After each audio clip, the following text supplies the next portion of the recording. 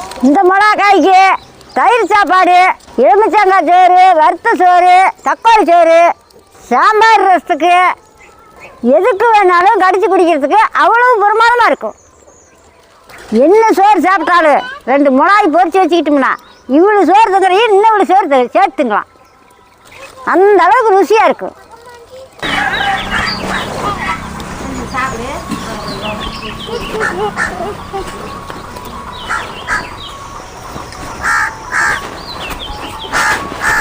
நெல்லு நெல்லு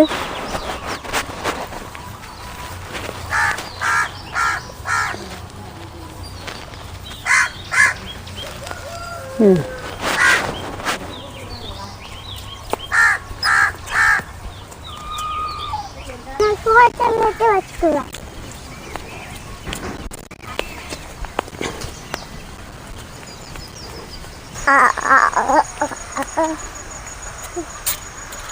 வா போ பல்லு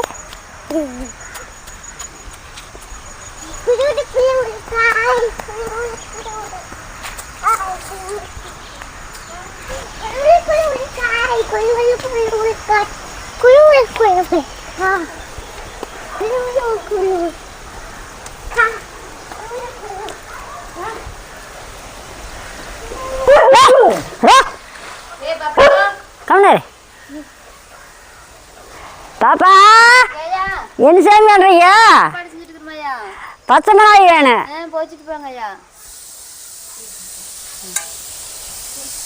தம்பி வாங்க போய் மிளகாய் பறிச்சிட்டுலாம். சரி. எதுக்குன்னு கொய்ச்சி கேட்ட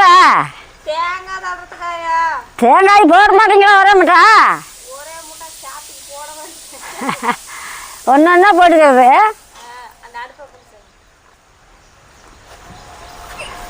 சரி போப்பா.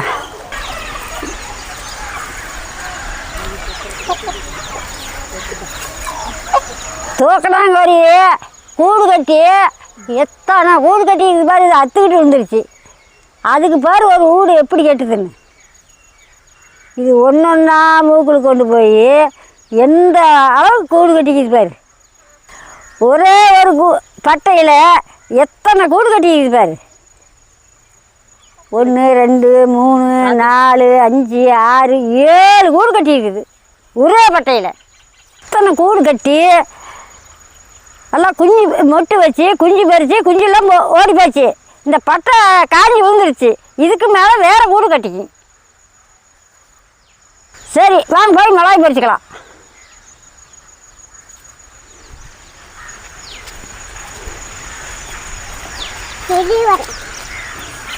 வெள்ளி செடி பூத்தே போச்சு. இப்போ கலப்படங்கிறாங்க. தம்பி முத்த காயை பார்த்து பறிக்க வேணும். அங்கேருந்து வந்துடலாமா? அங்கே தான் நிறையா இருக்க மாட்டேங்குது. இறங்கலாம் வா. நல்ல முத்த காயை பறிக்கணும். இப்படி முத்த காயை பார்த்து போறீங்க. இப்படி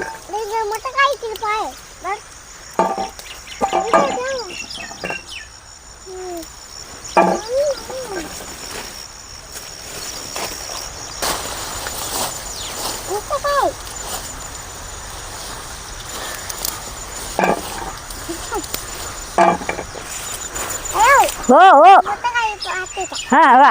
அது பழுத்து காய் வேண்டாம். பழுத்து காய் வேண்டாம் சாமி.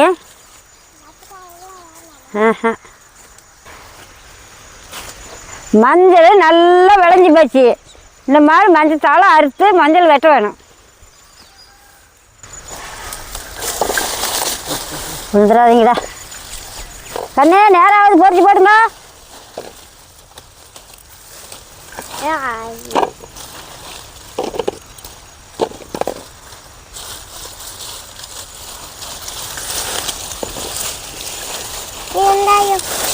நிறைய காய் பறிச்சுட்டேன். பழுத்து காய் பறிக்காதாங்க. உங்கள் காய்க்கு பாய்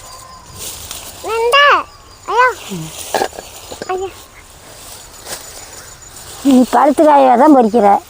நீங்கள் வேணுங்கிற அளவுக்கு போட்டுங்க. ஒரு 1/2 கிலோ காய் இருந்தால் போதும். போதும். சரி போங்க போலாம். இந்த மாதிரி செடியிலேயே நல்லா விளைஞ்சி பழுத்து அதுக்கு மேலே பொறிச்சு கொண்டு காய போட்டு எடுத்து வச்சுட்டா வருஷத்துக்கே இருக்கும். நல்லா காரமும் நல்லா இருக்கும். இப்படி காயில் மிளகு பொடி அரைச்சா நல்லா காரம்.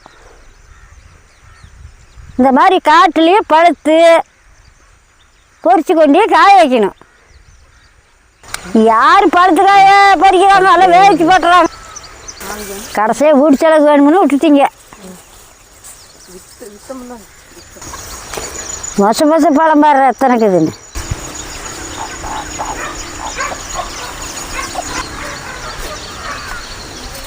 பாப்பா நாங்கள் போயிட்டு வரோம். மிளகா பறிச்சுக்கிட்டா போயிட்டு வரோம்.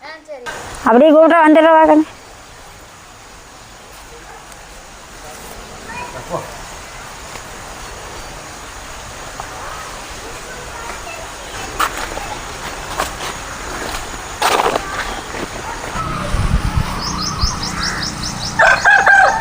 பச்சை மாய் பொறிச்சு வந்தாச்சு. சுத்தமாக கழுவி எடுத்துக்கலாம். காட்டில் பொறிச்சிட்டு இருந்தது ஒரு வாரம் கழுவுனா போதும். கடையில் வாங்கிட்டு வந்த 2000 3000 கழுவி எடுத்துக்கோங்க. நான் காட்டில் பொறிச்சிட்டு வந்ததுனால ஒரு வாரம் கழுவுனா போதும்.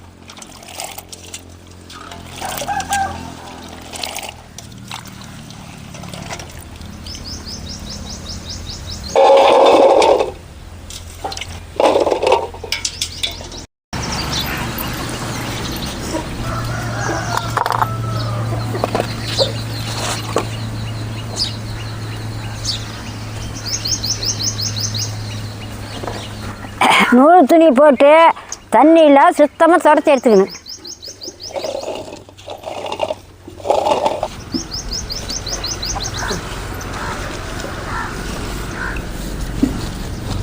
நல்லா குளிர். சரி கொஞ்ச நேரம் உணர்த்து. ஈரம் வருது, தண்ணி நிறைய வருது. அப்படி கொஞ்ச நேரம் நெவில் உணர்த்து. மிளகாய் அலாசி போட்டு 10 நிமிஷம் ஆகுது. நல்லா தண்ணியில் சுத்தமாக உணர்ந்துக்கிடுச்சு. இந்த மாதிரி அள்ளிக்கலாம். பிரியாணி தயிர் எடுத்தா நல்லா இந்த மாதிரி சுத்தமாக உணர்த்தி எடுத்துக்கணும். கொண்டா மிளகாயை கீழ்த்தி போட்டுக்கலாம்.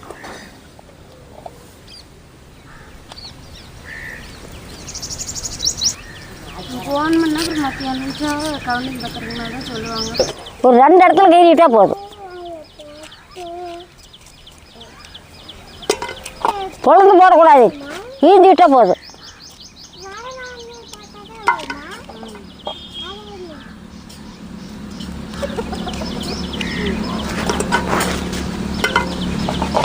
தலையை விட்டுருன்னு அடியை விட்டுருன்னு நடுவை மத்தியில் இப்படி கீழ்ந்தனா போகுதா?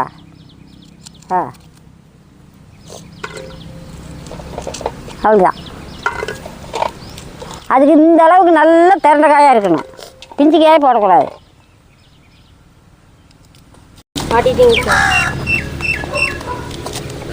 அப்படின்னு சொல்கிறாங்க. அது அதிகமாக யாரும் லீவ் விட மாட்டாங்க. எனக்கு அவன் டெலிவரி இருந்துச்சுன்னா அப்போ எல்லாமே கீதுமாயா? எல்லாம் கீழ்ந்தது. 6 வருஷம் கீழ முடியும். எல்லாம் தான் போடணும். எங்கள் பாப்பாக்கு சமையல் செஞ்சு இனிமேல் நீ வீடியோ போடு, நான் பார்க்குறேன்.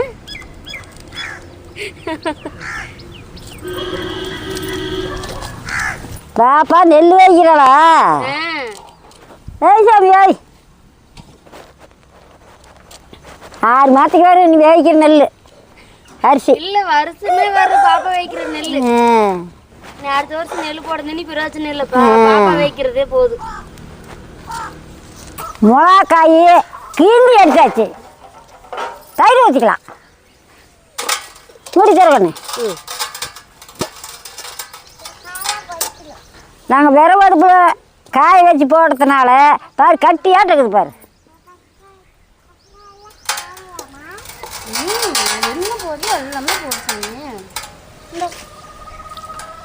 இந்த மாதிரி கெட்டி தயிரை போட்டுக்கணும்.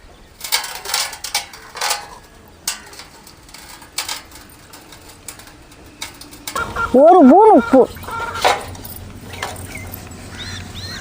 நல்லா கலந்து எடுத்துக்கலாம்.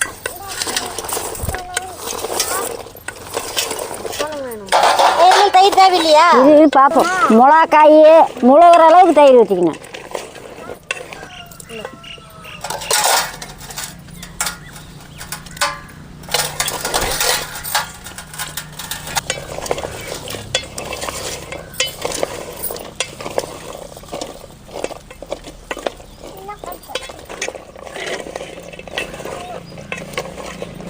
ஒரு வெள்ளை தண்ணி எடுத்துட்டா சரியா? ஐந்தாயிரம் வெள்ளை துணி ஒரு மூலையில் முடிச்சு போடு. பிடிங்கிட்டு இருந்துரு.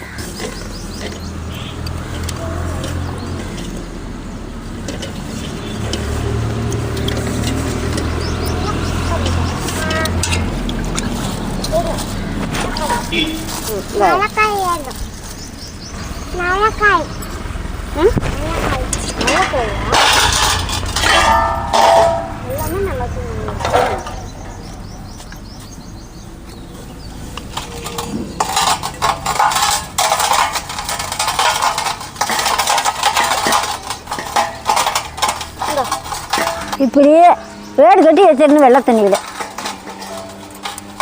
நாளைக்கு இந்நேரம் பார்க்கலாம்.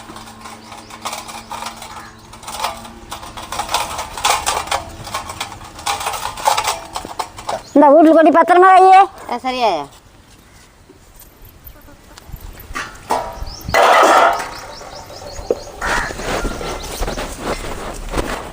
நேற்றுக்கு பச்சை மிளகாய் தயிரில் ஊற போட்டத இன்னைக்கு எப்படி இருக்குன்னு பார்க்கலாம்.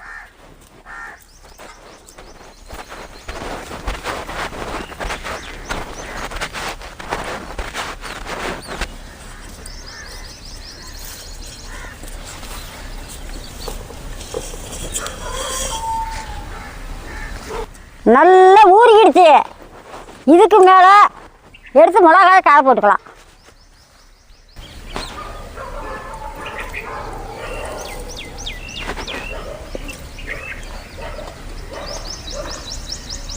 இந்த மாதிரி எடுத்து போட்டு நல்ல வெயில் காயணும்.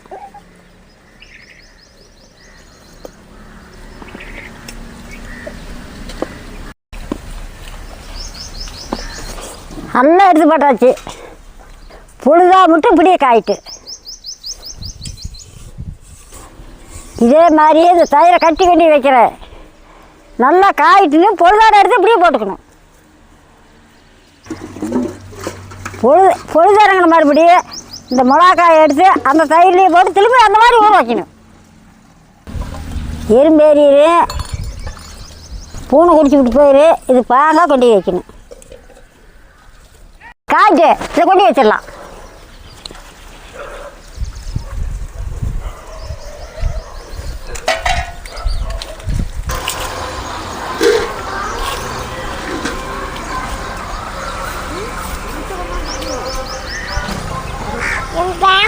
அன்னைக்கு காய வச்சு மக்கியாவது அந்த தயிர்லேயே எடுத்து போட்டு வச்சிட்டோம்.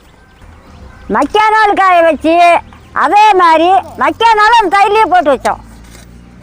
அதே தயிரில் 3 நாளைக்கு காய போட்டு அதே தயிரில் போட்டு வச்சோம்.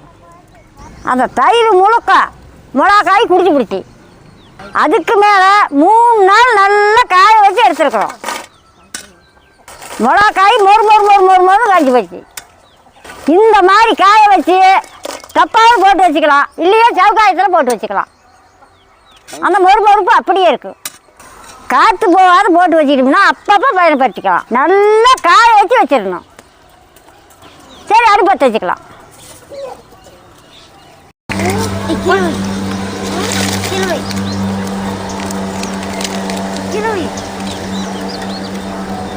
இந்த மிளகாய்க்கு தயிர் சாப்பாடு, எலுமிச்சங்காய் சோறு, வறுத்த சோறு, தக்காளி சோறு, சாம்பார் ரசத்துக்கு எதுக்கு வேணாலும் கடிச்சு குடிக்கிறதுக்கு அவ்வளவு பிரமாதமாக இருக்கும்.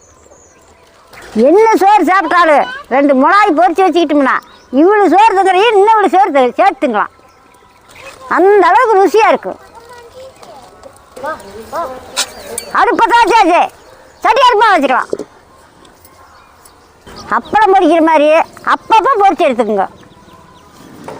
ஒரு ஸ்பூன் எண்ணெய், உப்பாத்திக்கு ஒரு 10 காய் வறுத்து எடுத்துக்கலாம். அடுப்பு கணக்காக வச்சு கருவாக வறுத்து எடுத்துக்கணும்.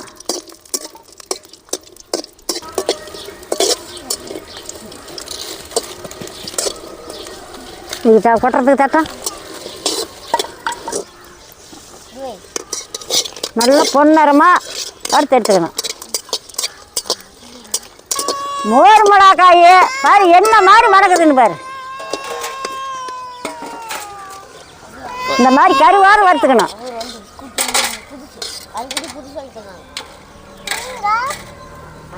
மிளகாய் வறுத்து வச்சாச்சு, கஞ்சி கரைச்சி எடுத்துக்கலாம்.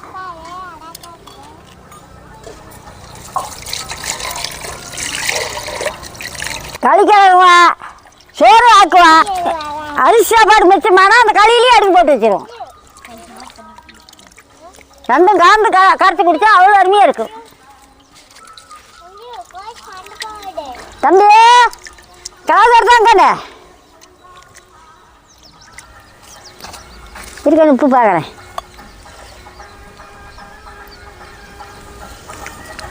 சரியா இருக்குது. கொண்டா சாமி கலவர கொண்டா.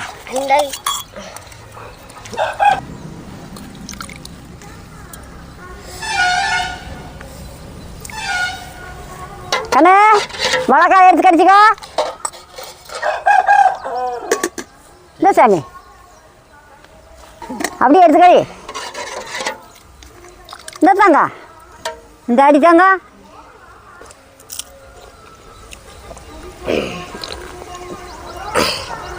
ஐயா களி கஞ்சிக்கு மோர் மிளகாய்க்கு சூப்பராக இருக்குது ஐயா. சரி ஐயா சூப்பராக இருக்குது ஐயா. இந்த காய்ச்சி வேன் வந்து போயிட்டு வரேன் ஐயா. அதை குடிச்சிட்டு போ சாமி. அது வேணும் வந்தால் நிற்கிது. சரி சரி போயிட்டா போயிட்டா. வேணும் வந்துடுச்சு சாமி, வேணும் வந்துடுச்சு. கூழுக்கு போயிட்டா. அவன் 2 தோசை குடிச்சிட்டான் ஐயா, சாப்பிட்டான். சரி சரி 5 கிளாஸ் குடிச்சிட்டான். அப்புறம் அவ்வளோதான். செஞ்சே பொறுமையாப்பா. நான் சாப்பிட்றேன், நீங்களும் வாங்க சாப்பிடலாம்.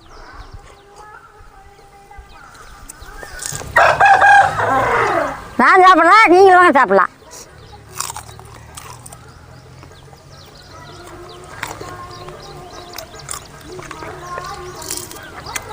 அப்படியே முறுக்குன்னு அவ்வளோ அருமையாக இருக்குது. இந்த மிளகாய் அப்படி ஒன்றும் காராது, சூப்பராக இருக்கு.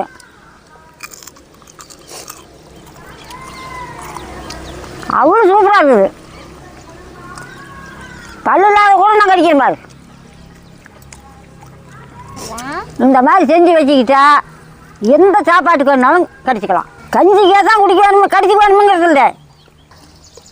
சாம்பார்லேயும் கடிச்சிக்கலாம், ரசத்துக்கும் கடிச்சிக்கலாம், கஞ்சிக்கும் கடிச்சிக்கலாம். எல்லாம் நல்லாயிருக்கு. அப்படி ஒன்றும் காராது. அப்பளம்ங்கிற மாதிரி முறுக்கு நல்லா இருக்கும். அப்பப்போ பொரிச்சிக்கணும். ஒரே மட்டும் பொரிச்சிக்கிட்டா நம்பிச்சு போயிடும். பாங்காய் காய வச்சு எடுத்து வச்சுட்டா அப்பப்போ பொரிச்சிக்கலாம். முறுக்குன்னு நல்லா சாப்பிட்றதுக்கு நல்லா இருக்கும். நீங்களும் இந்த மாதிரி மோர் மிளகாய் செஞ்சு வச்சுக்கணும்.